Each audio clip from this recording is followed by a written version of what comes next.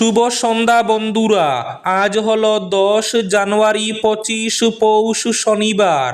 আজকের সন্ধ্যার বিশেষ বিশেষ খবরগুলি হলো: চাঁদা বিতর্ক ঘিরে মসজিদ বসতবাড়িতে অগ্নিসংযোগের অভিযোগ, ত্রিপুরায় ফের সাম্প্রদায়িক সংঘর্ষের অভিযোগ, ফটিকরায় সাম্প্রদায়িক হিংসায় উত্তাল শিমুলতলা, ইন্টারনেট পরিষেবা বন্ধ 48 ঘন্টার জন্য, হিংসার আগুনে জ্বলছে ত্রিপুরার শিমুলতলা এলাকা।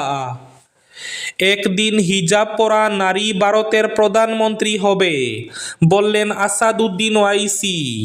ইউটিউব দেখে সন্তান প্রসব ডাক্তারের মর্মান্তিক পরিণতি, অপারেশন টেবিলেই মৃত্যু ঘটল মহিলার, তীব্র চাঞ্চল্য। শিলচর শরৎপল্লী মেইন গলিতে শ্যামল কুমার দাসের বাড়িতে এক সপ্তাহের ভেতর দুবার চোরের হানা। রাজ্যে আবার আজ ভূমিকম্প, দুপুর 2টায় 3.5 প্রাবল্যের ভূমিকম্পে কেঁপে উঠল রাজ্য। রাজ্যে আরও এক ভুয়া চিকিৎসক গ্রেফতার। চাকরির বদলি প্রক্রিয়ায় পরিবর্তন আনা হবে, আজ ঘোষণা মুখ্যমন্ত্রী হিমন্ত বিশ্ব শর্মার। বরাক উপত্যকার কাছাড় সহ মরিগাঁও, ডিব্রুগড়ে বসুন্ধরা প্রকল্পের জমির পাট্টা দেওয়ার সিদ্ধান্ত। এবং শেষ খবরটি, মুখ্যমন্ত্রীর গ্রিন ফেলোশিপের জন্য নির্বাচিত হাইলাকান্দির সৌরাশিস। তাহলে বিস্তারিত খবরে যাওয়ার আগে অবশ্যই ভিডিওটিতে একটি লাইক করে চ্যানেলটি সাবস্ক্রাইব করে পাশের বেল আইকনটি বাজিয়ে রাখবেন এবং ফেসবুক পেজটি ফলো করে ভিডিওটি অবশ্যই শেয়ার করবেন, যাতে সঠিক তথ্যগুলো সবার কাছে পৌঁছাতে পারে। এবার শুনুন আজকের খবরগুলির বিস্তারিত। প্রথম খবর, চাঁদা বিতর্ক ঘিরে মসজিদ বসতবাড়িতে অগ্নিসংযোগের অভিযোগ, ত্রিপুরায় ফের সাম্প্রদায়িক সংঘর্ষের অভিযোগ ফটিকরায়ে। ফটিকরায় সাম্প্রদায়িক হিংসায় উত্তাল শিমুলতলা, ইন্টারনেট পরিষেবা বন্ধ 48 ঘন্টার জন্য, কুমারঘাট মহকুমায় জারি প্রশাসনিক নিয়ম। সাম্প্রদায়িক হিংসার আগুনে পুড়ছে ত্রিপুরার ফটিকরা বিধানসভা কেন্দ্রের অন্তর্গত শিমুলতলা এলাকা। আজ শনিবার সকালে হিংসার আগুনে মসজিদ থেকে শুরু করে সাধারণ মানুষের ঘরবাড়ি গাড়ি পুড়ছে।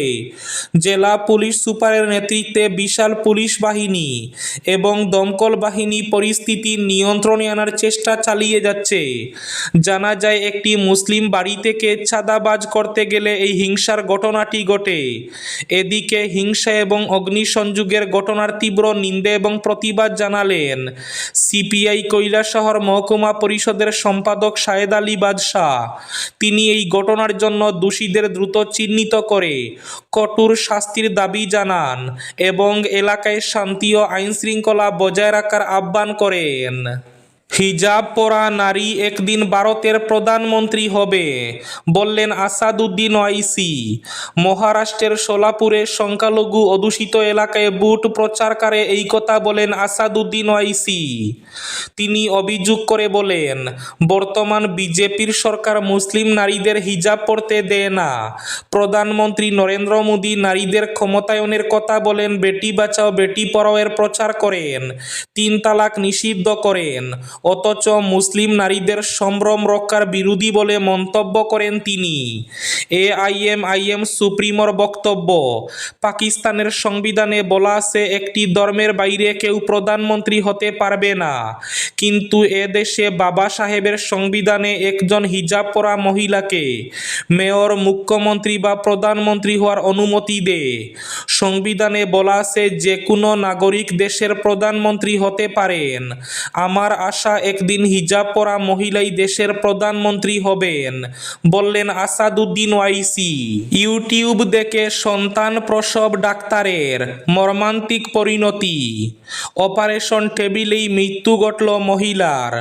সন্তান প্রসব করতে গিয়ে মৃত্যু প্রসূতির, তবে পুরোটাই হলো চিকিৎসকের গাফিলতিতে। তার কারণ, চিকিৎসক অস্ত্রোপচার করছিলেন ইউটিউব দেখে। হাতুড়ে চিকিৎসকের গাফিলতিতে মৃত্যু হলো প্রসূতি মহিলার, তবে সদ্যজাত শিশু বেঁচে রয়েছে। ঘটনাটি ঘটেছে বিহারের ভাগলপুর জেলায় কাহালগাঁও নামক এলাকায়। ওই প্রসূতি মহিলাকে একটি বেসরকারি ক্লিনিকে নিয়ে যাওয়া হয়েছিল প্রসব যন্ত্রণা যন্ত্রণা উঠতে। সেখানেই একজন হাতুড়ে চিকিৎসক ছিলেন, ঝাড়খণ্ডের বাসিন্দা ওই মহিলা। তিনি মায়ের কাছেই ছিলেন এতদিন। তার স্বামী শ্রমিক হিসাবে কাজ করেন। পরিবারের দাবি, ওই চিকিৎসক প্রসূতিকে দেখেই বলেন যে এখনই অস্ত্রোপচার করতে হবে। পরিবারের সম্মতি নিয়ে অস্ত্রোপচার শুরু করেন।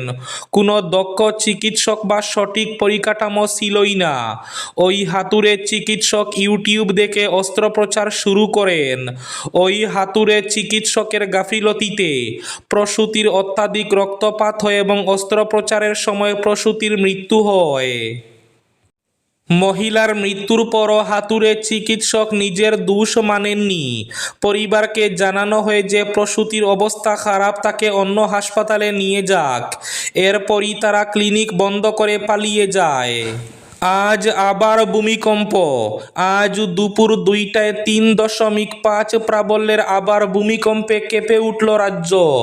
উল্লেখ্য, নতুন বছরের শুরুতে 10 দিনে 4টা ভূমিকম্পে কেঁপে উঠল রাজ্য। একটার পর একটা ভূমিকম্পে আশঙ্কা তৈরি হয়েছে।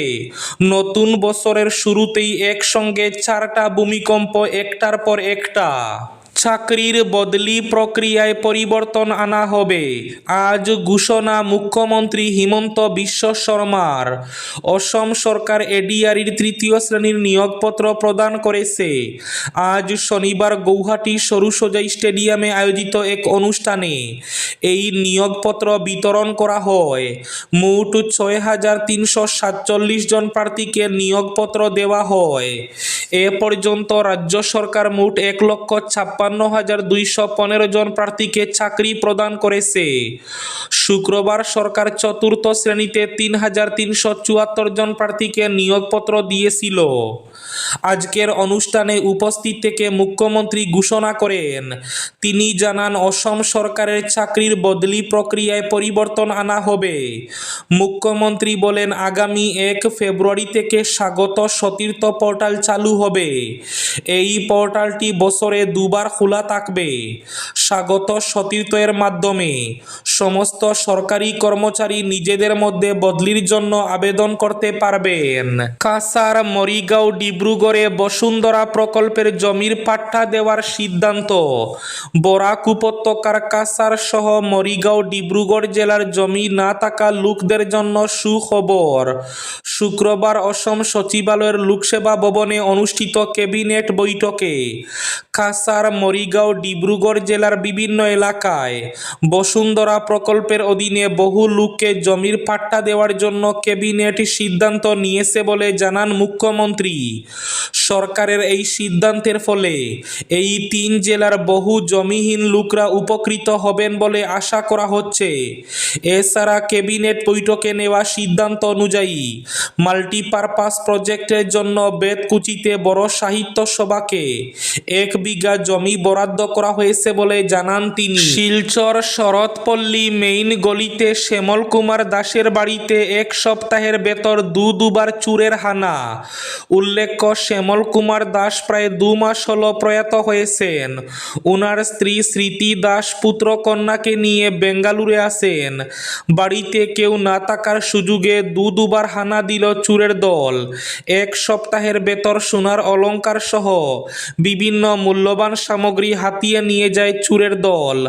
আজ শনিবার ভোরের দিকে বাড়ির গ্রিল ভেঙে ভেতরে প্রবেশ করে ভয়ানক হাতিয়ার সঙ্গে করে নিয়ে আসে চুরের দল। এদিকে শব্দ পেয়ে পাশের বাড়ির ভাই বিমল দাস সহ আত্মীয় স্বজনরা চোরদেরকে দাওয়া করলে চুরের দল পালিয়ে যেতে সক্ষম হয়। রাজ্যে ফের এক ভুয়ো চিকিৎসকের সন্ধান মিলল। গোয়ালপাড়ার ধূপদরা থানার পুলিশের জালে ধরা পড়ল সঞ্জীব বৈদ্য নামে এক ভুয়ো চিকিৎসক। অভিযোগ, দীর্ঘদিন ধরে চিকিৎসার নামে সাধারণ মানুষকে প্রতারিত করে রমরমিয়ে অবৈধ ব্যবসা চালিয়ে আসছিল। অবশেষে গোপন সূত্রের ভিত্তিতে অভিযান চালিয়ে একটি ফার্মেসি থেকে ভুয়া চিকিৎসক সঞ্জীব বৈদ্যকে আটক করে ধূপদরা থানার পুলিশ।